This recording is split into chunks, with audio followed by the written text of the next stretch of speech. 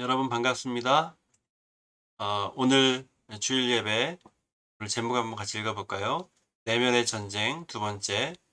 오늘 밤도 죄로 인해 괴로워하는 당신에게. 설교 핵심 메시지 우리 같이 보도록 하겠습니다. 나의 죄가 율법을 통해 발각된다. 율법은 선하나 율법을 실천하는 능력이 죄인인 나에게는 없다. 이제는 죄의 능력을 제한하고 율법을 실천하는 능력이 예수 그리스도를 통하여 주어진다. 이 사실에 감사드린다. 오늘 우리가 읽은 본문에서는 율법의 역할 두 가지를 분명하게 깨닫게 해줍니다. 첫 번째로는 하나님을 기쁘시게 해드리는 것을 알려주는 거예요. 무엇이 하나님을 기쁘시게 해드린지에 대해서 그 삶의 그 바른 방향성을 제시해 주는 것이 율법의 첫 번째 역할이다 할 수 있어요. 두 번째로는 죄를 죄로 깨닫도록 하는 것입니다. 우리가 어떤 우리 판단의 기준, 그 판단의 기준이 율법이 되는 거예요. 그래서 우리가 매일 삶을 돌아볼 때 이 율법을 통해서 하나님의 말씀을 통해서 우리는 죄를 깨닫도록 이렇게 주께서 은혜를 주신 거죠. 그런데 이제 율법의 역할 중에 이렇게 하나님을 기쁘시게 해드리는 그 적극적인 방법, 그리고 죄를 깨닫도록 하는 소극적인, 보면 자기를 알 수 있는 방법이 있지만, 사실 여기에 추가로 구약 시대에는 제사법이 있었습니다. 그러니까 우리가 잘 아는 율법은 제사의 방식도 그 안에 들어가 있다 하는 건데, 왜 이런 제사법이 있냐면 그것이 하나님과 사람을 화목케 하는 그런 하나님의 방식이었기 때문이에요. 오늘 우리가 읽은 본문은 한 사람의 죄인됨의 고백. 그게 누굴까요? 바로 바울이죠. 근데 그 사람이, 이 바울이 어떤 고백을 하냐면, 율법이 선함을 알지만 선한 율법에 순종하지 않는 그 뿌리 깊은 죄성을 가진 나로서 바울은 고백을 하는 거죠. 이래서 소위 이것을 바울의 존재론적인 고백이라 할 수 있어요. 우리가 내용을 잠시 후에 살펴보겠지만, 속 사람으로는, 그러니까 내 안에, 내 마음으로는 하나님의 법이 선한 것을 알아요. 그리고 그것을 즐거워해서 그래야지 하면서 결심합니다. 그런데 예. 오늘 그래서 로마서 7장 14절 같이 읽겠습니다. 우리가 율법은 신령한 줄 알거니와. 그리고 22절 내 속사람으로는 하나님의 법을 즐거워하되. 이렇게 바울은 속사람으로는 하나님의 법이 옳고 또 그것을 지키는 것이 정말 지키는 것을 바라지만, 실제로 그 삶의 어떻게 보면 삶의 그 모습, 즉 겉사람이라고 하는데, 그 삶의 생활을, 그 행태를 보면 죄의 법에 지배를 받아서 온통 휩싸이는 그런 상태에 있다라고 하는 것들을 지금 말하고 있어요. 그래서 선한 것을 알지만 그대로 실천하지 않는 그 이유가 뭐라고요? 내 안에 있는 죄 때문이다 라고 하는 거예요. 선을 행하려는 의지는 있지만 선을 실천하지 못한 그런 자신의 상태를 보니, 또 인간의 상태를 보니 내 속에 선한 것이 있다? 아니에요. 없다 라고 하는 거예요. 문을 좀 살펴보도록 하겠습니다. 14절 우리 파란 부분만 읽겠습니다. 시작. 나는 육신에 속하여 죄 아래 팔렸도다. 내가 원하는 것은 행하지 아니하고 도리어 미워하는 것을 행함이라. 내 속에 거하는 죄니라. 내 속 곧 내 육신에 선한 것이 거하지 아니하는 줄을 아노니 원함은 내게 있으나 선을 행하는 것은 없노라. 내가 원하는 바 선은 행하지 아니하고 도리어 원하지 아니하는 바 악을 행하는도다. 이렇게 사도 바울은 자신의 이 율법을 통해서 하나님께서 무엇을 인생에 있어서 바른 것이 무엇인지 알고, 또 율법을 통해서 자기의 죄됨을 알지만 여전히 그 괴로운 부분이 있었던 거예요. 알지만 아는 것을 실천하지 못하는, 순종하지 못하는 그런 상태에 대해서 사도 바울은 스스로 그렇게 고백을 하는 것을 우리는 본문을 통해서 보게 돼요.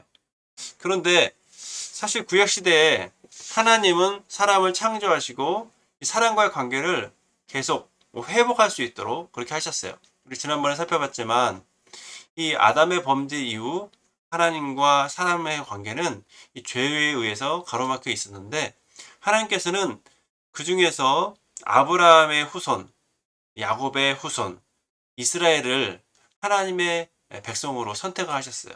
그리고 그 백성들을 선택하셔서 그들과의 관계 속에서 새로운 관계가 시작됨을 알려주시는 거예요.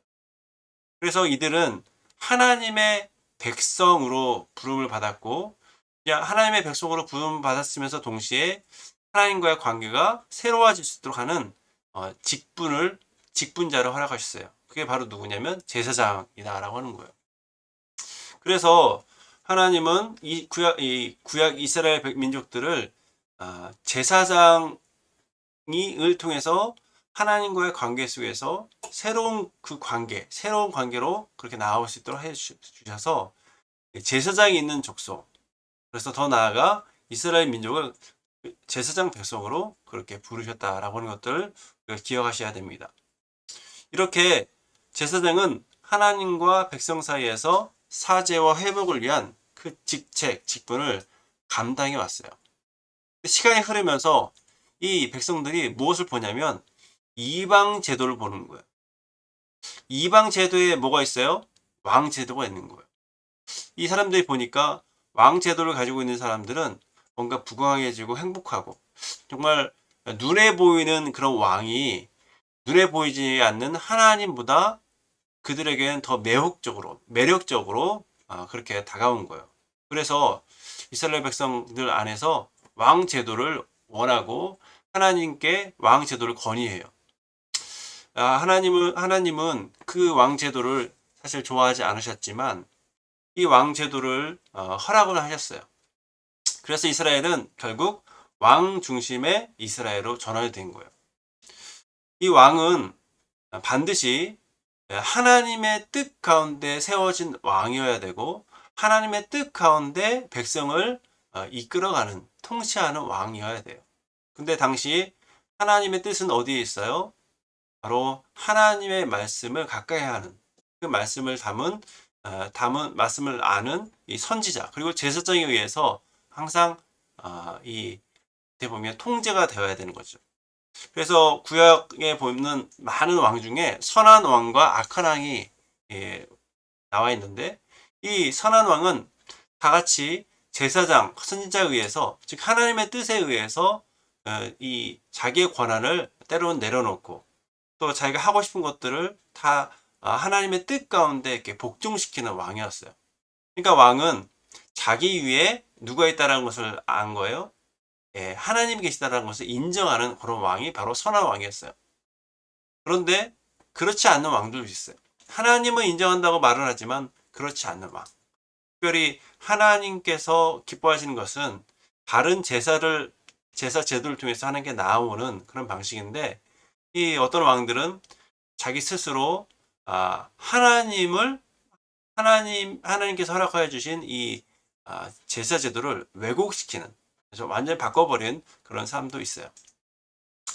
이러자 하나님께서는 왕 제도를 세운 것을 후회하시고, 또 하나님께서 하신 그 이스라엘에 있어서 여러 가지 그 일들이 뭐냐면 왕을 바꾸셨어요. 그래서 초대 왕이 사울 왕인데 다윗 왕으로 바꾸신 거예요. 너무나 충실한 왕, 이 두 번째 왕 다윗에게 하나님께서는 너의 자손에게 영원한 왕위가 있을 것이다 라는 그런 복을 그렇게 주셔요. 두 번째로 왕을 바꿔도 안 되자 이 죄악을 저지르고 하나님이 원하시는 그 뜻을 향해서 나아가지 않는 그런 왕과 백성들을 보시고 가슴 아파하시면서 이 나라를 두 나라로 나누신 거예요. 그래서 10지파로 구성되어진 북이스라엘, 두 지파로 구성되어진 남유다를 그렇게 나누셨어요. 북이스라엘은 비교적 거짓 선지자를 따르는 왕들이 많았어요. 그래서 북이스라엘은 먼저 망하게 됐죠. 그리고 남유다는 드문드문 참 선지자, 정말 하나님의 마음을 기쁘시게 해드리는 그런 선한 왕들이 있었어요. 아무튼 시간이 지나서 이들은 점점 그 왕 중심의 이스라엘, 또 왕 중심의 이 유다는 하나님이 아닌 왕 중심. 그러니까 왕이 어떻게 하느냐에 따라서 이 이스라엘 또는 이 유다는 운명 공동체가 됐는데, 그 왕이 하나님을 배반하고 또 참된 선지자의 말을 듣지 않자 하나님께서는 그 나라를 없앨 그런 계획을 하시고 타국으로 흩으셨어요. 북쪽에 있는 이스라엘은 BC 721년에 먼저 멸망하고 그 뒤 남유다가 멸망한 거죠. 여기서 큰 충격은 뭐냐면, 우리는, 그러니까 그 이스라엘 백성들, 유대인들은, 우리는 하나님께서 세우신 나라야. 하나님께서 저 출애굽해서 가나안을 정복하고 또 그 안에서 만드신 그런 하나님의 백성이야. 하나님의 나라야라는 생각을 했는데, 근데 그 나라가 없어진 거예요. 얼마나 큰 충격이겠어요? 그리고 그 예루살렘, 여러분 예루살렘의 중심에 뭐가 있습니까? 예루살렘 중심에서는 성전이 있었어요. 그리고 그 성전과 함께 그 궁궐이 있었고, 그 궁궐은 정말 이스라엘 지역에서 가장 그 높은 그 성벽에 의해서 둘러싸여서 천혜의 요새, 가장 높은 곳에 또 여러 가지 건축술을 통해서 외부에서 공격을 해도 정복당하지 않도록 그렇게 해왔던 그런 이 예루살렘 성이 성벽이 무너지고 그 안에 성전마저도 파괴된 거예요. 여러분, 성전은 하나님과 사람, 이스라엘 백성들 사이에 화해를 돕는 제사장이 있었는데, 이 제사장이 사역할 공간이 없어진 거예요. 성전이 없어진 거예요. 여러분, 그러니까 얼마나 큰 충격이 있겠습니까? 이렇게 이스라엘 백성들 그리고 유대인들은 70년간의 포로 생활을 하게 되는 거죠. 바벨론에 끌려가고, 그 바벨론에서 그래도 하나님을 사랑하는, 그 율법을 사랑하는 사람들이 모여서 회당 중심의 신앙생활을 하게 돼요. 그런데 하나님께서는 후회하실 뿐만 아니라 그들을 향한 어떤 계획을 이미 보여주셨어요. 그래서 남은 자를 돌아오게 하시고 성전 제사를 회복하게 하세요. 그래서 성벽을 재건하고 성전을 재건하는 그 내용이 에스라, 니에미아에 있는 내용이에요. 우리 지난번에 한번 살펴봤죠. 하나님은 여기에다가 진정 사람들에게 참된 왕, 죄악을 범하는 왕이 아니라 정말 우리에게 있는 모든 가장 필요인 죄로부터 우리가 해방될 수 있도록 하는 그런 참된 왕, 바로 메시아 보냄을 선지를 통해서 약속하셨어요. 그래서 그를 다윗의 후손으로, 진정한 올 다윗왕으로 이스라엘 백성들에게 생각하도록 한 거죠. 이 메시아를 통해서 하나님의 백성은 정말 하나님의 백성답게 살아갈 수 있도록 하고, 그 그러니까 돌에 새겨진 그런 율법을 기억하는 게 아니라 마음의 율법이 새겨져서 그 양심이 항상 하나님의 법에 의해서 자극되고 또 그것에 의해서 순종될 수 있도록 하는 그런 이 메시아 보내실 약속을 하나님께서 하신 거죠. 근데 여기서 중요한 것은 이것이 바로 로마서 8장에 보는 성령의 법에 따르는 하나님의 사람의 모습이다라고 하는 거예요. 하나님은 이 과거 이스라엘을 통해서 그들을 통해서 거룩한 백성을 만드셔 하셨지만, 그들이 왕 제도를 세워달라, 또 왕 중심의 이 왕이 하나님의 뜻이 아닌 다른 인간의 뜻을 중심으로 하는 그런 왕 제도를 따르는 백성들이 되자 하나님은 그들을 흩으시고 이제 새로운 왕, 새로운 다윗 왕, 그 분을 보내셔서 그분을 통해서 하나님 말씀의 통치를 받을 수 있도록 하는 하나님의 새 백성을 세우신다라고 하셨다고 하는 거예요. 그것이 바로 하나님께서 이 땅 가운데 허락하여 주신 그런 복음이다라고 하는 거예요. 근데 이 복음의 대상은 과거 유대인만이 아니라 지금 미래에도 우리가 만날 수 있는 세상의 모든 사람이 그 대상이 된다라고 하는 거예요. 이것을 이제 이 사도 바울은 깨닫고 죄에 대해서 고백하면서 동시에 감사를 하는 거예요. 어떤 감사요? 우리 주 예수 그리스도를 통하여 나를 건져주신 하나님께 감사드립니다 라고 하는 거죠. 죄를 고백하면서 그가 감사하는 내용, 우리 24절 25절 우리 읽으면서 읽고 우리 마치도록 하겠습니다. 오호라 나는 곤고한 사람이로다. 이 사망의 몸에서 누가 나를 건져내랴. 우리 주 예수 그리스도로 말미암아 하나님께 감사하리로다. 그런즉 내 자신이 마음으로는 하나님의 법을 육신으로는 죄의 법을 섬기노라. 아멘. 오늘 우리는 이 죄로 인해 괴로워하는 한 사람을 봤어요. 그게 누구예요? 바로 바울이에요.